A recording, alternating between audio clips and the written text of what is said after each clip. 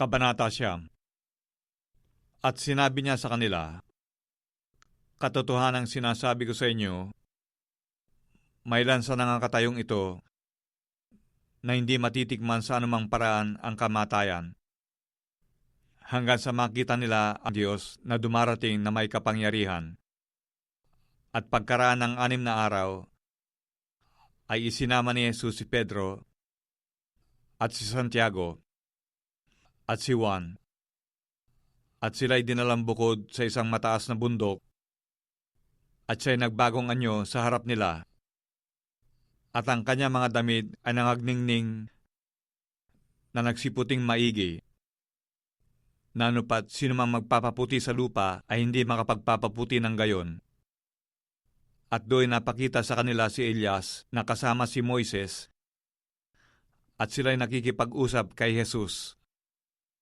At sumagot si Pedro at sinabi kay Jesus, Rabbi, mabuti sa atin ang tayo'y dumito, at magsigawa kami ng 3 tabernakulo, isa ang sa iyo, at isa ang kay Moises, at isa ang kay Elias, sapagkat hindi niya nalalaman kung ano ang isasagot, sapagkat sila'y lubhang nangatakot.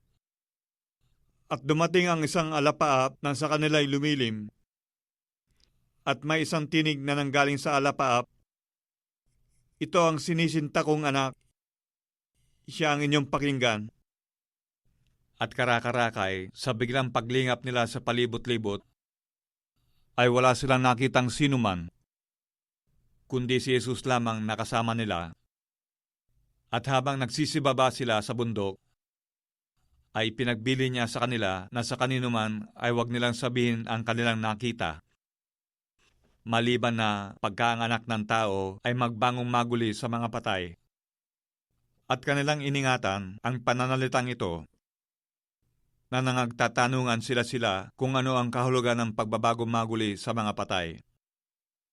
At tinanong nila siya na sinasabi, bakit sinasabi ng mga eskriba na kinakailangang pumarito muna si Elias?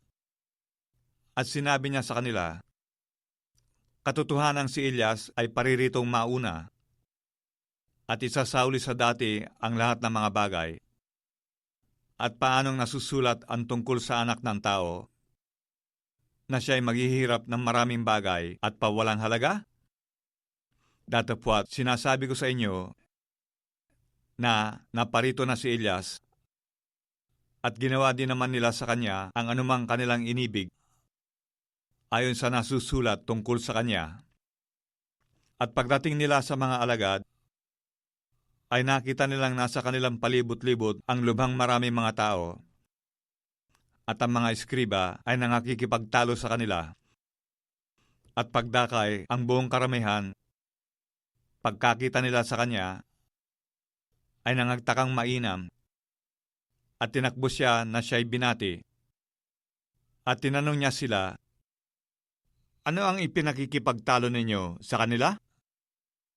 At isa sa karamihan ay sumagot sa kanya, Guro, dinala ko sa iyo ang aking anak na lalaki na may isang espiritong pipi.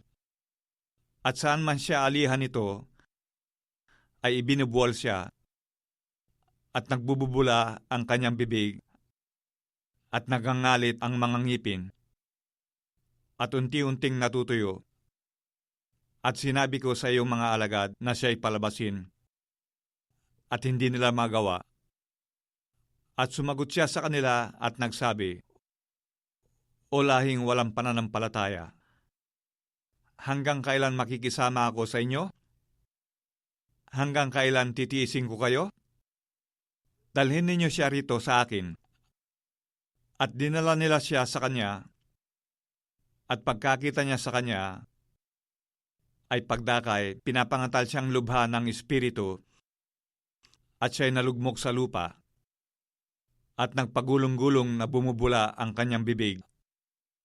At tinanong niya ang kanyang ama, kailan pang panahon nangyayari sa kanya ito? At sinabi niya, mula sa pagkabata, at madalas na siya'y inihahagi sa apoy at sa tubig, upang siya'y patayin. Datapwat, kung mayroon kang magagawang anumang bagay, ay maawa ka sa amin at tulungan mo kami. At sinabi sa kanya ni Jesus, kung kaya mo, ang lahat ng mga bagay ay may pangyayari na sa kanya na nananampalataya. Pagdakay, sumigaw ang ama ng bata at sinabi, nananampalataya ako, tulungan mo ang kakulangan ko ng pananampalataya. At nang makita ni Jesus na dumaragsang tumatakbo ang karamihan, ay pinagwikaan niya ang karumal-dumal na espiritu na sinasabi sa kanya, ikaw bingi at piping espiritu, iniuutos ko sa iyo na lumabas ka sa kanya at huwag ka nang pumasok na muli sa kanya. At nang makapagsisigaw at nang siya'y mapangatal na mainam, ay lumabas siya at ang bata ay naging anyong patay. Ano pat marami ang nagsabi, siya'y patay. Datapwat, hinawakan siya ni Jesus sa kamay at siya'y ibinangon at siya'y nagtindig. At nang pumasok siya sa bahay, ay tinanong siya ng lihim ng kanyang mga alagad, paano ito na siya'y hindi namin mapalabas? At sinabi niya sa kanila, ang ganito ay hindi mapapalabas ng anuman, maliban sa pamamagitan ng panalangin. At nagsialis sila roon at nangagdaan sa Galilea, at ayaw siyang sinumang tao'y makaalam niyaon, sapagkat tinuruan niya ang kanyang mga alagad, at sa kanila'y sinabi, ibibigay ang anak ng tao sa mga kamay ng mga tao, at siya'y papatayin nila, at pagkapatay sa kanya, ay siyang magbabangon muli pagkaraan ng 3 araw. Ngunit hindi nila naunawa ang sabing ito, at nangatakot silang magsipagtanong sa kanya. At sila'y nagsidating sa Capernaum, at nang siya'y nasa bahay na, ay tinanong niya sila, ano ang pinagkakatwiranan ninyo sa daan? Datapwat, hindi sila nagsiimig, sapagkat sila ay nangagtalo sa daan, kung sino ang pinakadakila. At siya'y naupo, at tinawag ang 12, at sa kanila'y sinabi niya, kung sino man ang ibig na maging una, ay siyang mahuhuli sa lahat, at lingkod ng lahat. At kinuha niya ang isang maliit na bata, at inilagay sa gitna nila, at siya'y kanyang kinalong. Nasa kanila'y sinabi niya, ang sinumang tumanggap sa isa sa mga ganitong maliliit na bata sa aking pangalan, ay ako ang tinatanggap. At ang sinumang tumanggap sa akin, ay hindi ako ang tinatanggap, kundi yaong sa akin nagsugo. Sinabi sa kanya ni Juan, Guro, nakita namin ang isa na sa pangalan mo'y nagpapalabas ng mga demonyo, at pinagbawalan namin siya, sapagkat hindi sumusunod sa atin. Datapwat, sinabi ni Jesus, huwag ninyong pagbawalan siya, sapagkat walang taong gumagawa ng makapangyarihang gawa sa pangalan ko, na pagdakay makapagsasalita ng masama tungkol sa akin. Sapagkat ang hindi laban sa atin ay sumasa atin. Sapagkat ang sinumang magpainom sa inyo ng isang sarong tubig, dahil sa kayo'y kay Kristo, katotohanang sinasabi ko sa inyo, na hindi mawawala sa anumang paraan ang ganti sa kanya.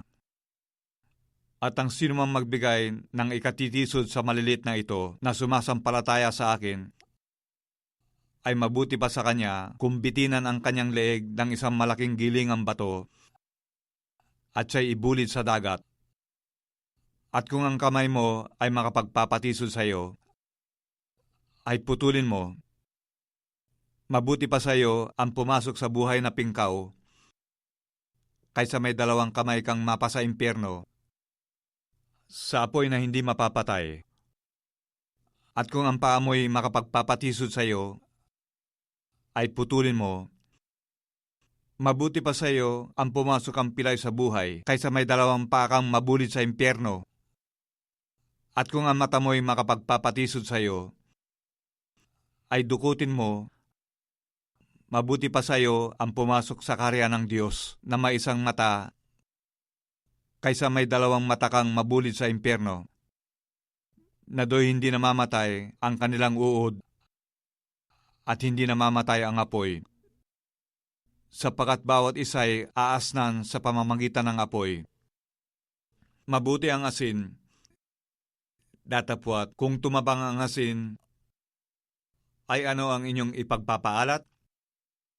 Taglayin ninyo sa inyong sarili ang asin, at kayo'y magkaroon ng kapayapaan sa isa't isa.